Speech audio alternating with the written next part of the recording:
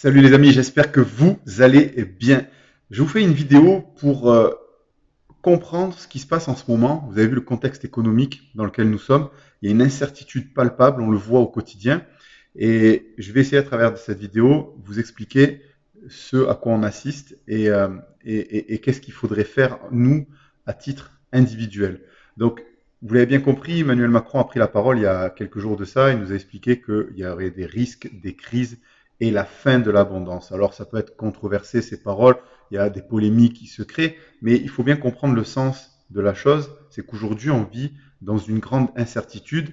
On a eu la chance de vivre les 40 dernières années avec de l'abondance, comme il le dit, puisqu'on était dans la mondialisation. Et cette mondialisation nous a permis de produire dans des pays où le coût de main-d'œuvre était pas cher pour exporter dans des pays riches et ce qui nous permettait de toujours devenir de plus en plus riches avec un coût de l'argent, un coût de l'emprunt qui était pas cher. Et il le dit dans le Conseil des ministres et il a tout à fait raison. Alors aujourd'hui, je suis pas en train de faire cette vidéo pour lui donner tort ou raison, c'est pas le sujet de la vidéo, mais c'est plutôt de se dire voilà ce qui est en train de se dérouler sous nos yeux, et si nous, à titre personnel, on ne prend pas de décision pour changer notre propre vie, notre propre destin, on est cuit. En fait, ce que je veux vous dire, c'est que aujourd'hui, tous les gens qui ont l'habitude de vivre dans l'ancien monde, où justement on se dit que le pire ne peut pas nous arriver parce qu'on a toujours eu la chance d'être en Europe, en France notamment, et accompagné par le gouvernement. On a le RSA, on a le chômage, on a les retraites, on a les APL, enfin on a diverses sources qui nous permettent en fait de contribuer à notre confort, hein. Même si c'est pas plaisant d'être au chômage ou au RSA, mais en tout cas, ça nous permet de ne pas être à la rue. Aujourd'hui, grâce aux APL, grâce à différentes aides, ça permet à certains Français d'être soulagés et de pouvoir. Je dis pas qu'ils sont pas pauvres parce qu'aujourd'hui on a énormément de gens qui vivent en dessous du seuil de pauvreté et c'est difficile pour tous ces gens-là. Mais je veux dire, on a quand même quelque part un peu la chance d'être en France et d'avoir une certaine souplesse, une certaine aide sur pas mal de choses. Mais voilà, aujourd'hui, on est en train de changer de monde. On le voit, on a le prix de l'électricité qui s'est multiplié par 10 sur un an. C'est juste énorme. Alors aujourd'hui, en France, on ne le ressent pas encore vraiment parce qu'une fois de plus, il y a le gouvernement qui fait tampon et qui permet en fait de quelque part assumer un petit peu cette grande hausse et de ne pas la répercuter directement sur le consommateur. Mais on a d'autres pays dans l'Europe, en fait, qui n'ont pas ces aides gouvernementales. Par exemple, l'Espagne ne fonctionne pas de cette manière-là. Et donc, le consommateur final paye vraiment le prix de la facture. Et on a des prix sur des factures qui deviennent complètement délirantes. Et la question aujourd'hui, c'est de savoir, c'est que combien de temps la France va pouvoir accompagner encore les gens? Est-ce que ça va pouvoir durer? Parce que bien souvent, les Français se disent oui, non, mais Macron, il a de l'argent. Avant, quand c'était pas Macron, c'était Hollande, c'était Sarkozy. En fait, on a toujours l'impression que le chef du gouvernement, en fait, il fait ce qu'il veut, comme il peut, etc. Et en réalité, non. En réalité, on a passé 40 dernières années où les pays se finançaient sur les marchés financiers avec des taux d'intérêt qui étaient extrêmement faibles, voire les 10 dernières années, on avait des taux d'intérêt qui étaient négatifs. Ça veut dire que quand le pays empruntait par exemple 100 000 euros, eh bien il en remboursait que 95 000. Donc c'est quand même fou que vous remboursiez moins cher, moins que ce que vous empruntiez. Et là aujourd'hui, on est dans une nouvelle chose puisque toute cette injection, sans rentrer dans les détails, mais en fait toute cette injection monétaire de la part des banques centrales depuis 2008, toute cette monnaie dette que nous avons créée depuis les 40-50 dernières années, ont gonflé totalement la valeur de tous les actifs, et y compris la dette mondiale, qui est à des taux qui sont juste immenses, immensissimes. Rien que la France, on est à 120% de notre PIB. L'Italie, on est à 150% de notre PIB. Et ça devient aujourd'hui problématique. Ça ne l'était pas forcément avant parce que le coût de la dette était pas cher. Mais aujourd'hui, on a, avec cette inflation qui arrive et qui s'est installée depuis le début de l'année, il va falloir que les banques centrales, et c'est ce que les Américains ont commencé à faire, il faut que les banques centrales réagissent parce que sinon on pourrait partir dans une hyperinflation, comme on le voit en Turquie. En Turquie, on a eu des taux d'inflation juste énorme, puisque maintenant je crois qu'ils sont à 80% d'inflation. Donc imaginez, c'est juste énorme. Pour ceux qui ne le comprennent pas, ça voudrait dire que si vous avez 100 000 euros sur votre compte en banque, eh bien la valeur de ces 100 000 euros, elle est équivalente à 20 000 euros. Donc il faut bien comprendre que pour ne pas avoir ce risque d'hyperinflation, les banques centrales ont juste la possibilité d'augmenter les taux directeurs. Et donc, en augmentant les taux directeurs, eh bien, de l'autre côté, on a la problématique des pays européens qui vont payer plus cher le coût de la dette. Et comme on le sait, un pays, son seul moyen d'obtenir des ressources, c'est l'impôt. Donc, quand vous prenez un pays comme la France, on est déjà l'un des pays au monde où les gens payent le plus d'impôts. Donc, augmenter encore les impôts, ça serait mettre les Français encore plus par terre. Alors, évidemment, on va dire oui, mais autant prendre aux plus riches, etc. C'est vrai, mais les plus riches, il y en a de moins en moins, puisque grâce à l'ouverture des frontières que nous avons depuis plus de 40 ans, eh bien, les gens déménagent en fait. Donc, à un moment donné, quand vous prenez trop à un riche, il a la possibilité géographiquement de se déplacer et d'aller habiter dans des pays où justement on paye moins d'impôts. Et quand vous prenez aujourd'hui toutes ces multinationales qui génèrent des milliards et qui devraient payer des milliards d'impôts, la plupart n'en payent pas ou voire très peu, parce qu'en réalité, elles sont siégées dans des pays où l'impôt est pas cher, voire où il n'y a pas du tout d'impôt. Et en réalité, qui c'est qui paye des impôts en France? Eh bien, c'est la classe moyenne, la classe sociale moyenne qui paye des impôts. Les pauvres n'en payent pas parce qu'ils n'ont pas les moyens, et aujourd'hui, il y a de plus en plus de pauvres. Il y a la classe sociale moyenne, ils sont de moins en moins nombreux, et il y a les très riches qui sont également, eux, de moins en moins nombreux, pas parce qu'on n'arrive pas à créer de la richesse, mais tout simplement parce que quand on en crée, après, on déménage et on part ailleurs. Donc au final, c'est la classe sociale moyenne qui paye le plus d'impôts et c'est elle qui commence à être là et qui se dirige petit à petit vers la pauvreté. Et on arrive de l'autre côté avec des coûts énergétiques qui deviennent du grand n'importe quoi. On arrive avec une inflation. On arrive avec des prix sur la nourriture qui commencent à augmenter. On a des sécheresses, alors qui sont indépendants des problèmes économiques et des problèmes de la guerre. Mais on a quand même des sécheresses qui sont là, donc des problèmes climatiques. En fait, on a tout un tas de choses qui font qu'aujourd'hui, on est en train, en tout cas en Europe, de devoir changer notre façon de vivre parce qu'on n'aura pas le choix. Et en fait, le but de ma vidéo aujourd'hui, c'était plus de vous expliquer qu'à titre individuel, on doit impérativement devenir les meilleurs en réalité. C'est-à-dire qu'aujourd'hui, il est vraiment très important de développer des compétences dans un domaine pour devenir incontournable. Je veux dire, si demain vous développez, pourquoi pas, des compétences dans tout ce qui est 3D, tout ce qui est nouvelles technologies, etc., qui est quelque chose qui est en plein boom. Prends par exemple tout ce qui est modélisme 3D, etc. Si vous vous dirigez dans ce domaine, vous verrez qu'il y a beaucoup plus de demandes que d'offres. Et donc, si demain vous maîtrisez ce domaine, vous allez pouvoir, quelque part, imposer des tarifs qui sont ceux que vous choisissez et donc vous permettre de gagner de l'argent, beaucoup d'argent, et à ce moment-là, ne pas subir autant l'impact de l'inflation telle qu'on est en train de la vivre. Parce que malheureusement, c'est pas quelque chose qui va durer que quelques mois. Je vais vous montrer tout à l'heure des graphiques, et aujourd'hui, beaucoup d'économistes s'accordent à dire que nous sommes un petit peu en train de revivre ce qui s'est passé entre 1965 et 1982. Nous avions une période de forte inflation qui avait démarré avec justement des coûts énergétiques. Alors à l'époque, c'était l'embargo sur le pétrole. Il y en avait des coûts énergétiques qui avaient augmenté. Et puis ensuite, on a eu le chômage qui a suivi, etc. Et c'est une période qui a duré presque 20 ans. Et au final, on a eu Volcker à l'époque qui avait drastiquement augmenté les taux d'intérêt. Donc ça a été une période difficile pour les Américains et l'ensemble du monde, mais qui a permis ensuite de revenir dans des choses beaucoup plus normales. Et aujourd'hui, c'est un petit peu, en tout cas je ne le souhaite pas, mais c'est un petit peu ce qu'on est en train de vivre. À la seule différence, c'est qu'à l'époque, ils pouvaient se permettre d'augmenter les taux d'intérêt de manière drastique parce qu'on avait une dette sur le PIB mondial qui était beaucoup moins importante que ce qu'elle est aujourd'hui. Donc aujourd'hui, on a un cocktail qui est beaucoup plus explosif que ce qu'il était à l'époque et c'est pour ça que c'est assez compliqué. Donc je vais vous montrer deux, trois trucs. déjà à commencer par Ray Dalio, parce que je vais vous parler aussi d'une chose. Donc Ray Dalio, c'est un investisseur et c'est également le co-directeur du plus grand fonds spéculatif au monde, qui est Bridgewater. Et Ray Dalio nous expliquait une chose, parce qu'en ce moment, on a également, en dehors des problèmes européens, on a également des problèmes entre Taïwan et la Chine. Et si la Chine venait à envahir Taïwan, ce qui est tout à fait possible, eh bien l'Occident, certainement, commencerait à mettre des sanctions à la Chine.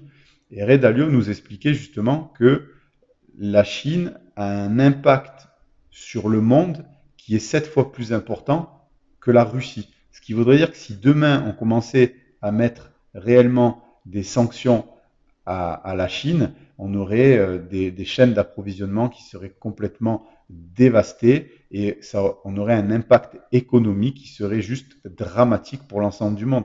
Et c'est malheureusement quelque chose qui est possible en plus de tout ce que je vous ai énuméré jusqu'à présent. Et c'est pour ça qu'on a vraiment beaucoup de facteurs que malheureusement nous, en tant qu'individus, on n'a aucune maîtrise dessus. En réalité, la seule maîtrise que nous avons, c'est sur ce que nous choisissons de faire. Et je vous fais vraiment cette vidéo pour vous dire, c'est vraiment le moment, c'est encore peut-être le dernier moment pour vous de changer ce que vous êtes, ce que vous faites. Je ne sais pas quel travail vous avez, mais croyez-moi que la plupart des boulots, en plus avec l'intelligence artificielle qui est en train d'arriver, etc., il y a beaucoup de boulots qui sont, entre guillemets, des boulots qui peuvent être remplacés par l'intelligence artificielle, qui vont malheureusement disparaître et ça va aller de plus en plus vite.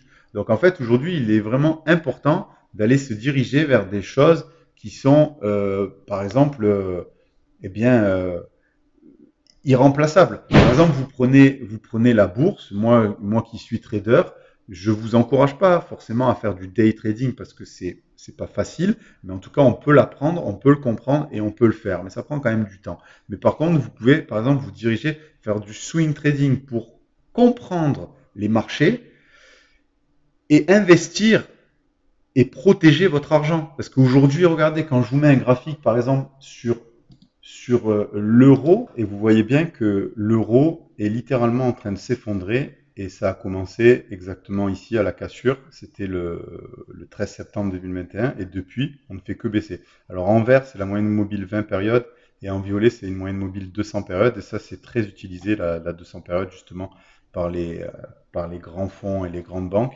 Donc on est en unité de temps hebdomadaire, d'ailleurs je tenais à le préciser, donc c'est vraiment quelque chose d'important. Et l'euro ne se redressera pas tant qu'on n'aura pas cassé réellement cette moyenne mobile 20 périodes des 200 périodes, comme ça a été le cas, ça fait longtemps, hein, vous voyez, parce que concrètement, en fait, c'était ici, en 2002, qu'on a cassé, on a eu cette reprise, on est monté comme ça faire des plus hauts ici, vous voyez, et le plus haut, il a été là en 2008, et ensuite, depuis les plus hauts, on est venu, et on a vraiment cassé ici, vous voyez, donc c'était en 2014, et puis depuis, en fait, on vient retester la moyenne mobile 200 périodes, et là, on a vraiment chuté.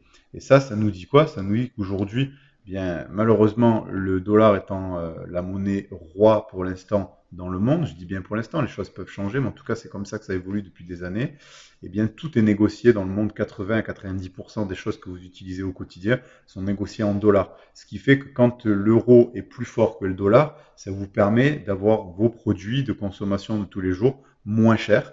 Et quand c'est le dollar qui est plus fort, eh bien malheureusement, on a les produits de consommation qui sont plus chers. Et c'est pour ça, c'est un double problème, voire un triple problème, puisqu'on a déjà des problèmes d'inflation dus aux injections monétaires qu'on avait eues ces dernières années, dû à toutes ces différentes politiques que nous avons eues pendant les 50 dernières années. Et maintenant, on a un troisième problème, on a également l'euro qui s'effondre. C'est pour ça que c'est important de développer des compétences, et notamment des compétences au niveau analyse graphique, pour savoir qu'est-ce que vous devez faire de votre argent, où est-ce que vous devez le laisser, est-ce que vous devez le mettre dans les banques, est-ce que vous devez l'investir sur des actifs, est-ce que vous devez le mettre dans l'or, dans l'argent, est-ce que vous devez le mettre dans l'immobilier. Parce qu'aujourd'hui, quand on va sur Internet, par exemple, on voit de tout. Il y a beaucoup de youtubeurs qui vous disent c'est le moment ou jamais, achetez de l'or, achetez de l'argent, protégez-vous, etc.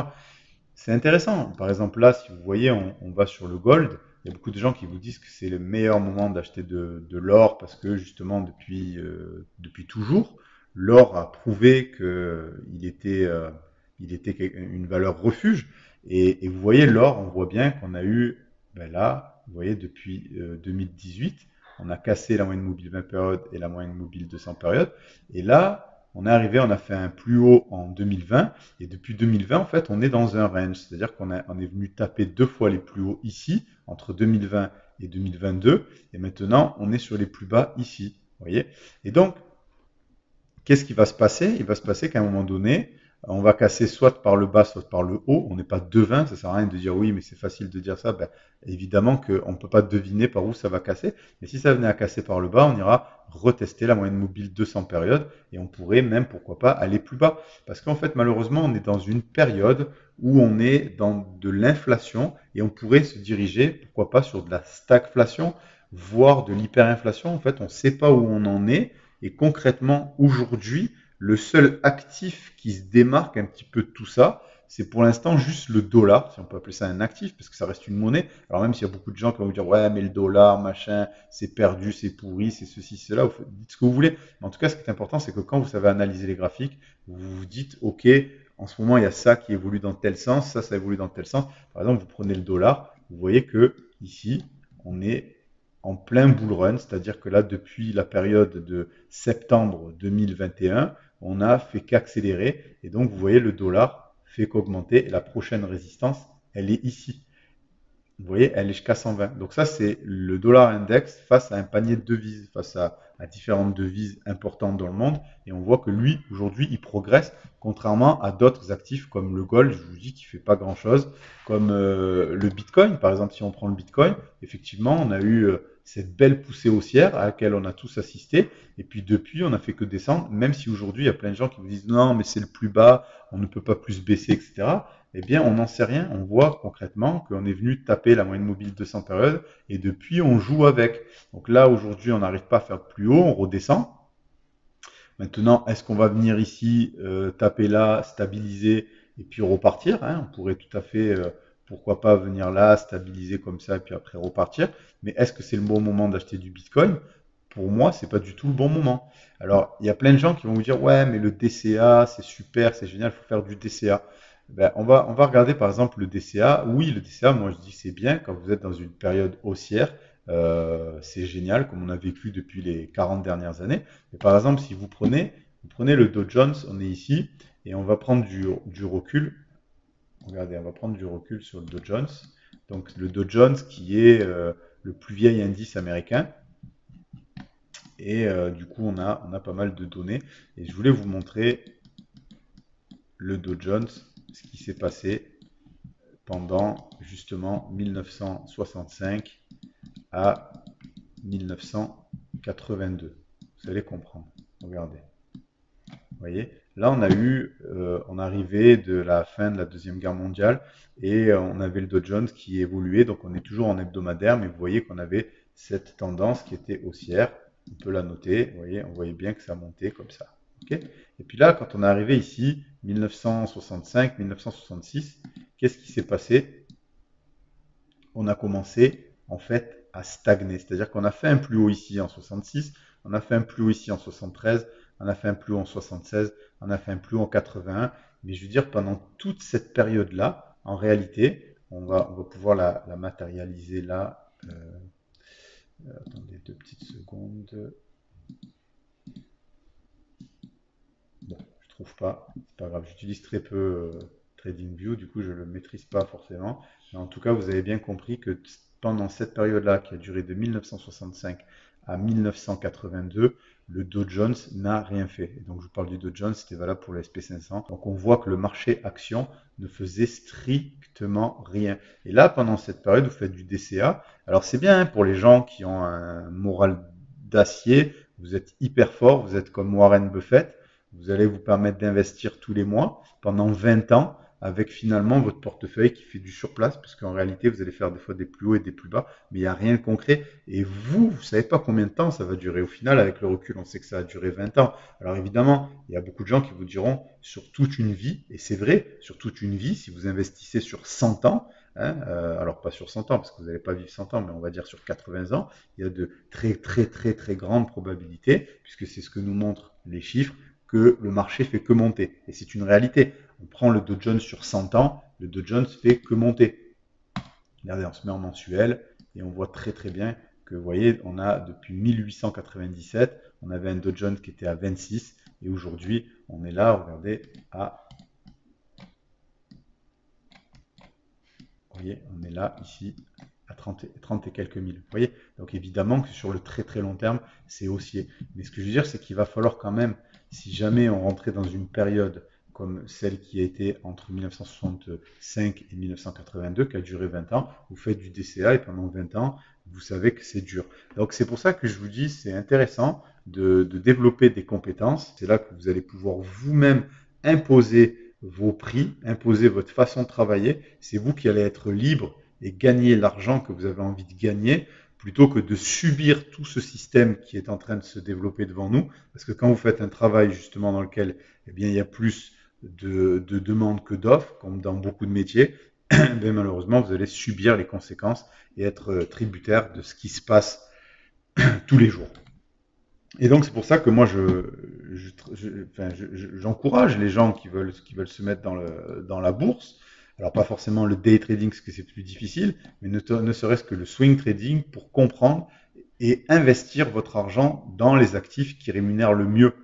Là, par exemple, en ce moment, vous avez tout ce qui est justement énergie, puisqu'on a un plein boom sur l'énergie, mais c'est pareil, ça ne durera pas. C'est pas quelque chose qu'on peut se dire, je vais investir dedans pendant X années, etc. On ne sait pas. À un moment donné, c'est des cycles et des tendances qui se font, et il y a des actifs qui évoluent fortement, et puis ensuite, l'argent, les capitaux se déplacent pour aller sur d'autres actifs, et c'est comme ça qu'on peut investir son argent intelligemment et le mettre là où c'est le meilleur moment pendant un instant et puis peut-être 4 ou 5 années plus tard, changer d'environnement.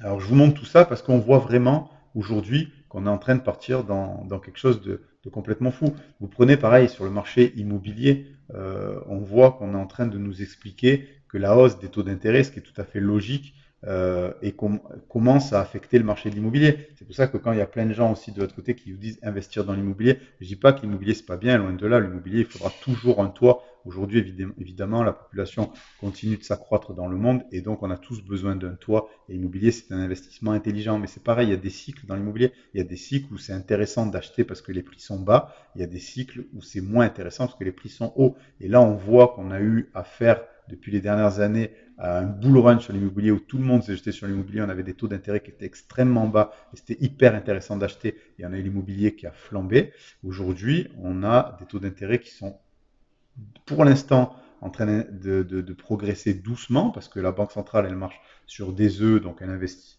elle augmente très doucement ses taux d'intérêt, mais elle va peut-être devoir les augmenter de manière un peu plus agressive. On va voir au mois de septembre, parce que comme je vous dis, vous avez la Fed, donc la Banque centrale américaine, qui, elle, a déjà commencé à augmenter ses taux d'intérêt de manière agressive, et c'est pour ça qu'on voit de l'autre côté que l'euro prend un coup face au dollar, puisque les gens qui ont des capitaux vont pouvoir les mettre, vont préférer les mettre en dollars parce qu'ils rémunèrent plus que l'euro. Et on le voit, par exemple ici, les taux d'intérêt, ça c'est les taux d'intérêt français. Donc vous voyez par exemple, ça c'est le gouvernement français, quand il paye des intérêts, on voit quels sont les taux d'intérêt. Là aujourd'hui, on voit qu'on est à 2%. Et, et c'est important de le voir, de le comprendre et de voir où est-ce qu'on est. Vous voyez qu'aujourd'hui, on est dans, dans quelque chose qui est complètement haussier, puisque en fait, vous voyez que depuis là, 2020, on a cassé la moyenne mobile 20 périodes et la moyenne mobile 200 périodes, et depuis, les taux d'intérêt ne font que monter, même si, en réalité, la Banque centrale, elle a seulement commencé à augmenter ses taux d'intérêt au mois de juillet, parce qu'il faut comprendre que vous avez les taux directeurs et vous avez les taux du marché. Et, et un pays, quand il emprunte, eh bien, il va être assujetti en fait à ces deux taux. Donc, effectivement, quand la Banque centrale augmente les taux d'intérêt, ça continue également d'augmenter. Donc, voilà pourquoi la France, bien, comme tous les autres pays, va payer plus cher sa dette. Et si elle paye plus cher sa dette, soit il va falloir qu'elle augmente les impôts, soit il va falloir qu'elle commence à pratiquer des politiques d'austérité.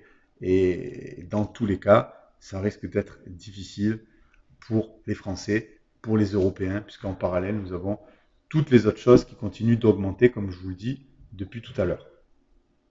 Voilà, donc c'est pour ça, messieurs, dames, je vous encourage vivement à développer des compétences, en tout cas. Donc réfléchissez-y bien, parce que je pense que ça va vraiment être de plus en plus dur et ça peut durer longtemps. Vous avez vu la dernière fois que on a assisté à ça, ça a duré pratiquement 20 ans et c'était une période dans laquelle les pays étaient beaucoup moins endettés, donc on avait plus de flexibilité pour réagir. Aujourd'hui, on en a beaucoup moins et je pense qu'aujourd'hui, on doit impérativement arriver à se débrouiller par soi-même et ne plus être dans l'attente de quelqu'un qui nous donne un travail ou d'un gouvernement qui peut nous aider. Et donc c'est pour ça que développer des compétences dans des milieux où il y a beaucoup plus de demandes que d'offres, eh bien c'est comme ça que vous allez arriver à faire la différence. Et je vous encourage vivement à vous intéresser au marché financier, à comprendre le fonctionnement pour investir et protéger votre épargne. J'espère que cette vidéo vous plaît. Si c'est le cas, n'hésitez pas, dites-le moi en commentaire, abonnez-vous, partagez la vidéo, likez. Je vous remercie et je vous dis à demain. Ciao, ciao.